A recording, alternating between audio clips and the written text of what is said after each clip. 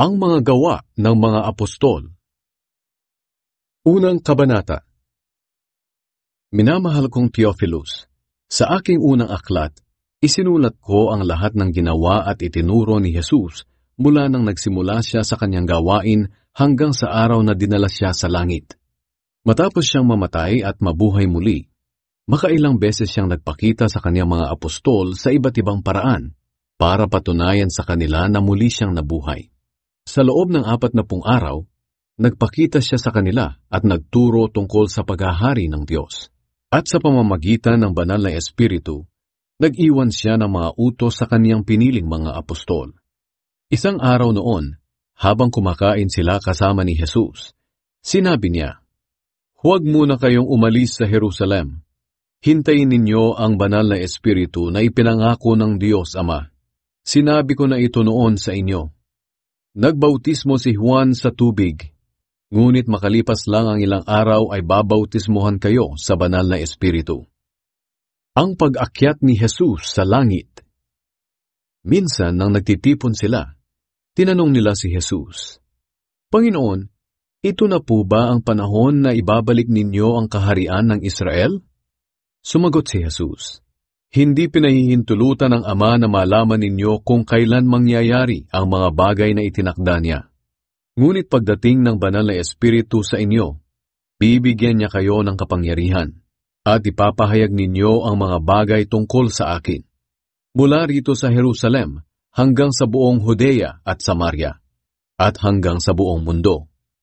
Pagkasabi niya nito, dinala siya paitaas, at habang nakatingin sila sa kaniya na pumapaitaas, tinakpan siya ng ulap at agad na nawala sa kanilang paningin.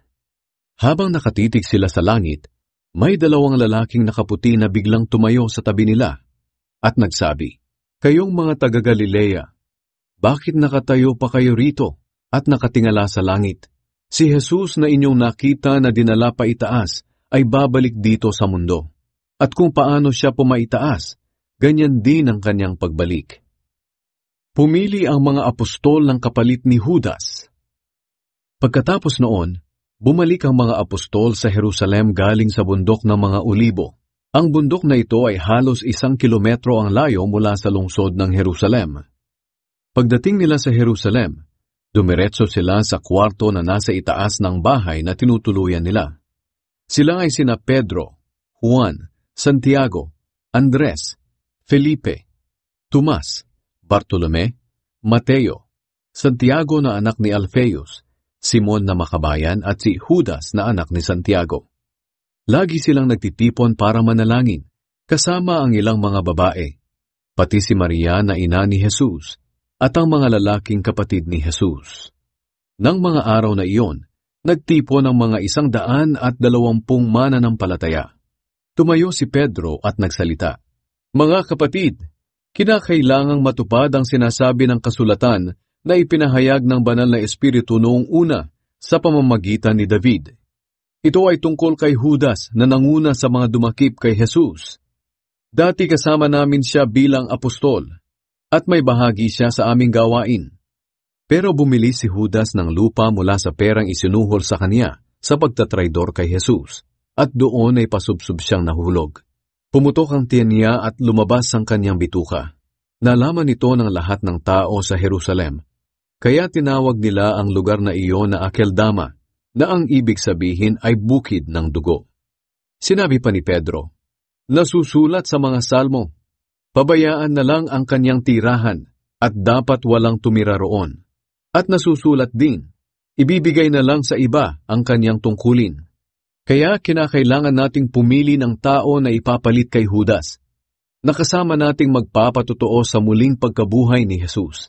Dapat isa siya sa mga kasama natin na naglingkod sa Panginoong Jesus noong nandito pa siya sa mundo, mula noong nagbabautismo si Juan hanggang sa panahon na dinala si Jesus sa langit." Kaya 2 lalaki ang kanilang pinagpilian, si Matias at si Jose na tinatawag na Barsabas o Justus. At bago sila pumili, nanalangin sila, "Panginoon, ikaw ang nakakaalam ng puso ng lahat ng tao.